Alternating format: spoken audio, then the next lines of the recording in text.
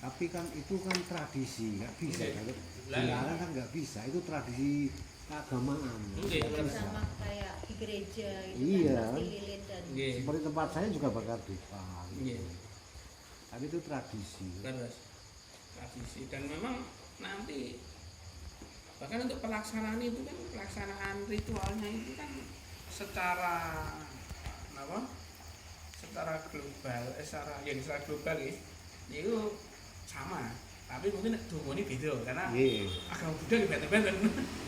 Nggih, ada tiga tradisi besar itu benten-benten.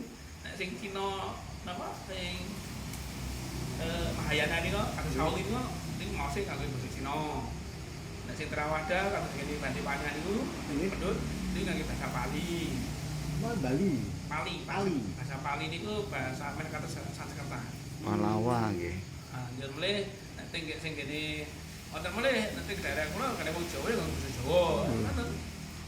Jadi kan ya tergantung dari daerah masing-masing. Nah, untuk dungane terserah tapi secara global itu ya melakukan penghormatan, kemudian keliling candi 3 kali, nah, setelah itu meditasi, kan ini malah yang apa?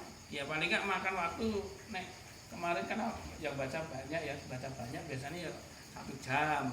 Tapi nek misalnya hanya sekilas saja paling 10 menit atau ya paling setengah jam lah ngoten bengi kan ya udah lumayan. Nek bengi ini kan 500 meter. Nek kendala kerukunan sih enggak ada ya. Ya saya non sewu Pak Toto, saya perkenalkan dulu, saya Suparatmo. Saya asli Borobudur dan satu-satunya keluarga sing prak Borobuduran selain yang teman-teman pendatang dan menjadi warga di sini. Itu kalau berbicara Borobudur, proyeksinya Pak Menteri mau menjadikan tempat pusat religi dunia itu sebenarnya sebelum itu digaungkan pun kan sudah saking seringnya berbincang-bincang dengan Bante. Ya tadi memikirkan bagaimana Borobudur bisa geliat. Ya geliat bukan hanya geliat dari sisi wisatanya, tapi juga auranya atau spiritnya Borobudur itu ada.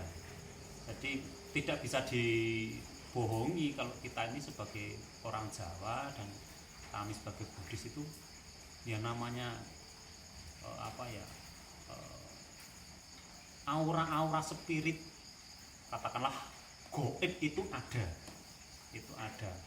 Jadi ada makhluk-makhluk di luar manusia, ada makhluk-makhluk yang tidak kelihatan itu yang menjaga Borobudur. Nah, sementara ini pemikiran kita dulu sama Bante itu bahwa Borobudur itu oke lah, Purbakala ngotot dirawat, tetapi tidak cukup banyak dirawat secara fisik.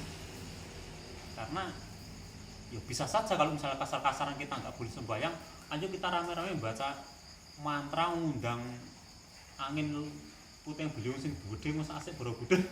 Saking kasarnya misalnya sampai seperti itu. Nah, sementara Borobudur sendiri baik itu dari Purbakala, dari TWC itu mungkin tidak berpikir bahwa potensi wisata terbesar di Asia ke Borobudur sebenarnya Buddhis paling banyak. Karena persentase Buddhis di Asia itu paling banyak dibandingkan yang lain. Itu. Kemudian kalau masalah kendala-kendala secara jujur saja bahwa susah memang Pak.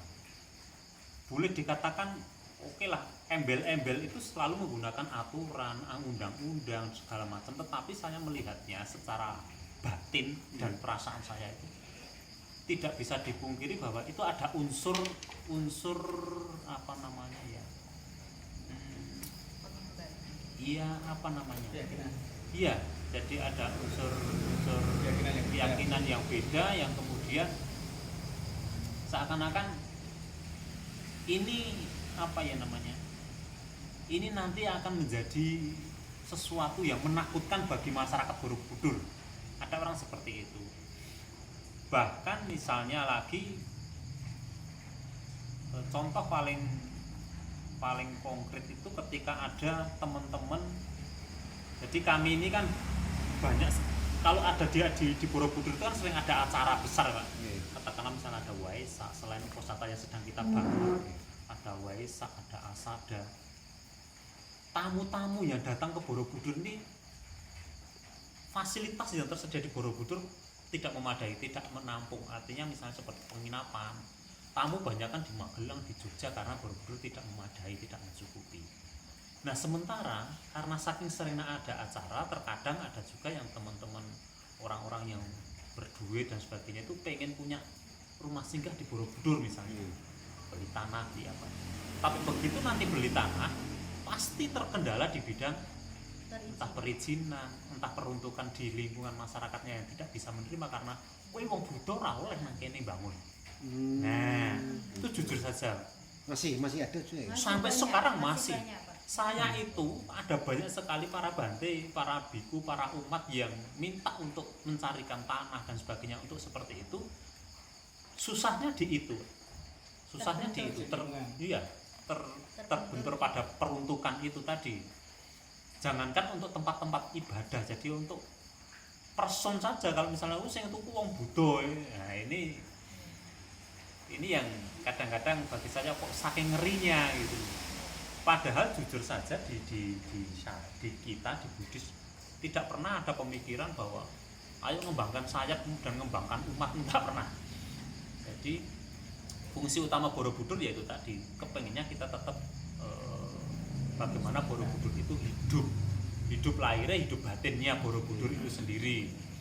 Kemudian dari ketika Buddhis bisa menghidupkan ini kan justru lingkungan kan bisa tergeliat dari sisi ekonomi, dari sisi ya katakanlah misalnya penginapannya, kemudian ya segala macam lah, itu sebenarnya bisa terbangun di sana. Nah kemudian kalau yang berkaitan dengan space yang disampaikan Bante tadi, jujur saja sekali lagi saya sampaikan bahwa kalau alasannya itu hanya karena nanti dupa itu bisa menghambat merusak segala macam, kemudian nanti mengganggu pariwisata, mengganggu wisatawan, sebenarnya juga tidak masuk akal. Karena dupa yang sering kita pegang, kita bawa itu kita keliling.